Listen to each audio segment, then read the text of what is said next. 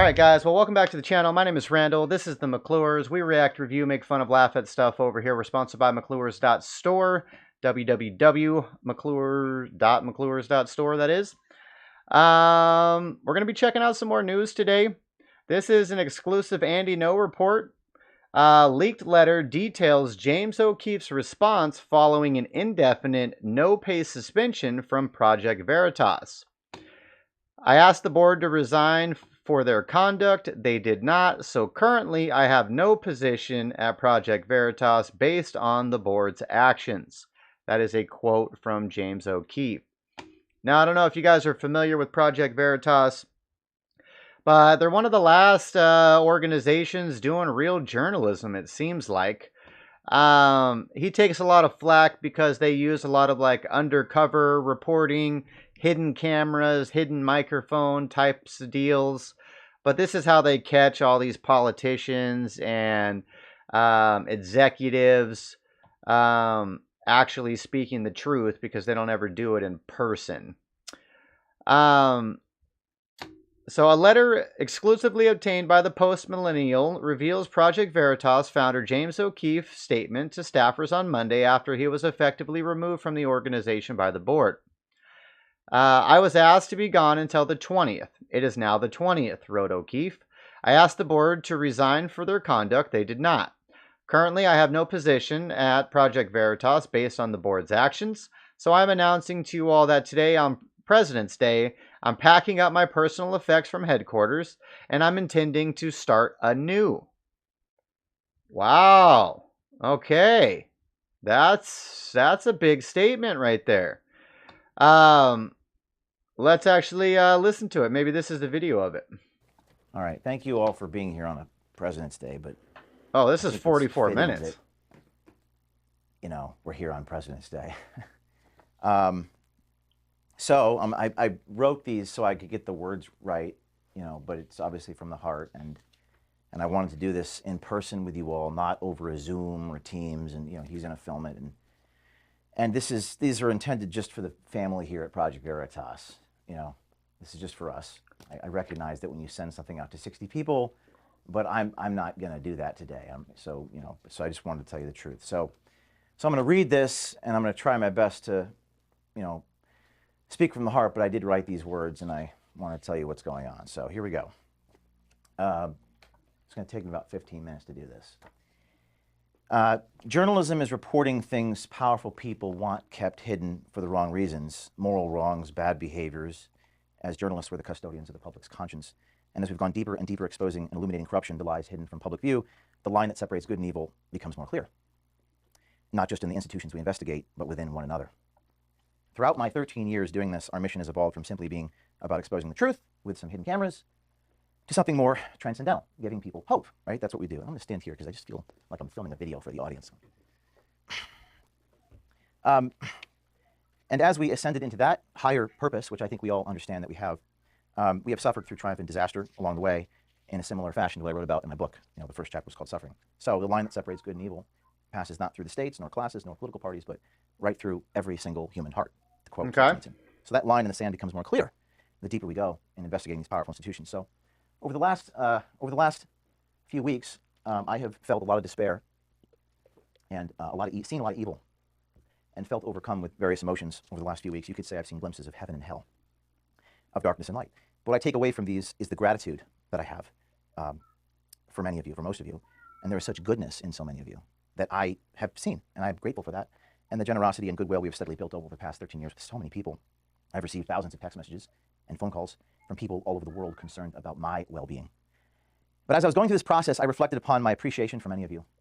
What makes us great is that we do this work because we actually believe in it, right? We actually believe in this. It shocks people that we do, and we have a passion for it, and we have principle. Like I know, you know, we don't sell out. I think that's fair, at least most of us. We have a passion for doing the right thing in a visual way, no matter what. That's what. At least most of us. Okay, that was a key little nugget you're dropping. Finds us. I know many of you have experienced this despair alongside of me in the last couple weeks. One of you just told me the other day that you'd go work at Walmart at the night shift so that you could do this during the day. That's what one of you said to me. I believe you. Rather than sell out. In fact, I know this is true for many of you. and many more out there who wish to be part of this. It's true. I remember back in the beginning, 13 years ago, when I had like no money, I would have to use bubblegum duct tape. I think you were around during that time. I keep looking at you because I've known you since Andrew Breitbart. And my grandmother's chinchilla, I literally had to place a Project Veritas sticker on a piece of cardboard that I ripped off from my dad's cardboard and stick it to a microphone at Radio Shack because I had no money to buy a flag mic. And this was after experiencing a meteoric high of the acorn story. I was up and I was down, and I was broke again, and I was arrested, and then crashed down to a meteoric low, back in the carriage house, resorting once again to bubblegum and duct tape to achieve the NPR investigation that took us yet again to a meteoric high. I was so broke that I had to scribble my name and phone numbers on pieces of paper because I had no business cards. And so the saga continues. Back then, there were no employees and no budget. But I felt the same sensation this week. I feel the sensation right now. As Steve Jobs once wrote about being fired from Apple, the company he founded, quote, "The heaviness of being successful was replaced by the lightness of being a beginner again. Less sure about everything. It freed me to enter one of the most creative periods of my life." So back then, I trudged on from the back of a stretch limo in DC. Two guys, I was on federal probation, so I couldn't be there, but two of my volunteers, dressed like Muslim Brotherhood fundamentalists, armed with hidden cameras. Project Veritas was born again in 2011 for a second time. A couple of donors eventually became 100,000 donors present day, 13 years later. After almost a decade and a half of 85-hour work weeks, sometimes traveling 300 days a year, I am on the road, packing multiple meetings in a day, and plenty of blood, sweat, and tears, the likes of which I could never have possibly fathomed. All right, so he's going through a little bit of a history with the company. This is more of like a farewell, goodbye type of speech. I don't think we need to get into all of that. But back to the article here. It says it's unclear if O'Keefe will resign from Project Terror. It is unclear if O'Keefe will resign from Project Veritas or be fired through Project Veritas. Spokeswoman R.C. Maxwell said in a statement, "I unfortunately don't have any answers for you. The Project Veritas board is in charge now." O'Keefe declined to comment.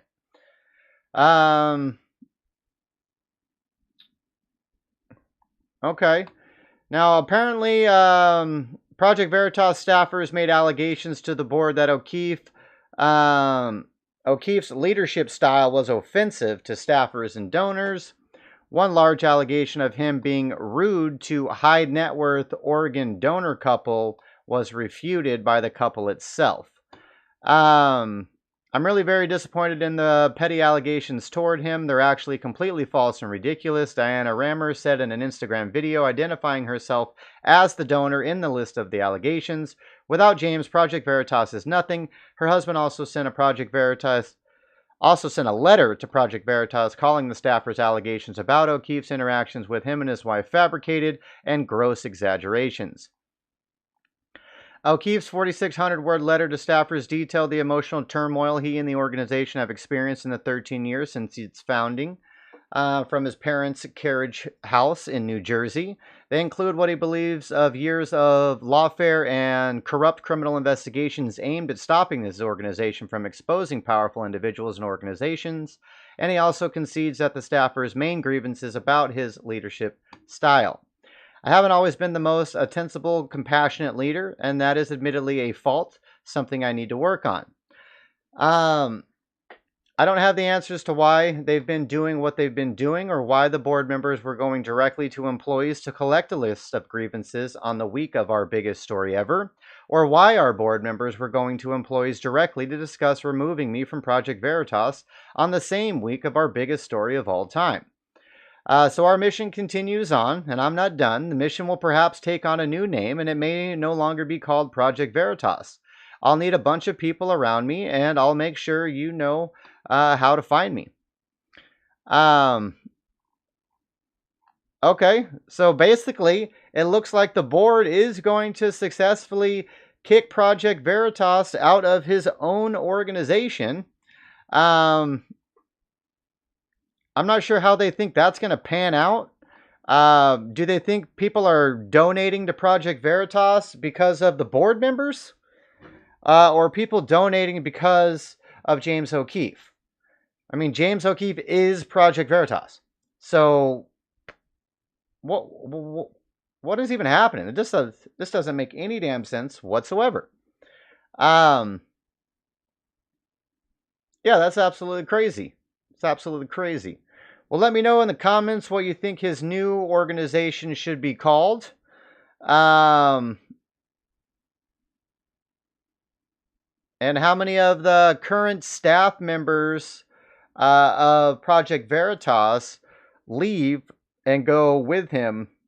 Is he going to have a Tom Cruise moment from that movie? You know, who's coming with me? But this is going to be interesting to see how it plays out.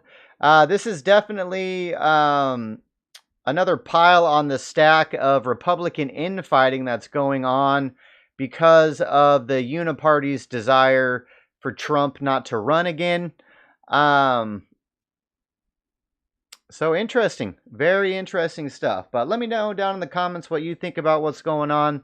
If you want to support the channel, www.mcclures.store is the website where you can buy quality American products. And we are live on Rumble Monday, Wednesdays, and Fridays from 3:30 to 5:30 if you want to come hang out with us. Rumble.com/McClures. All right, guys, take care. We'll catch you later.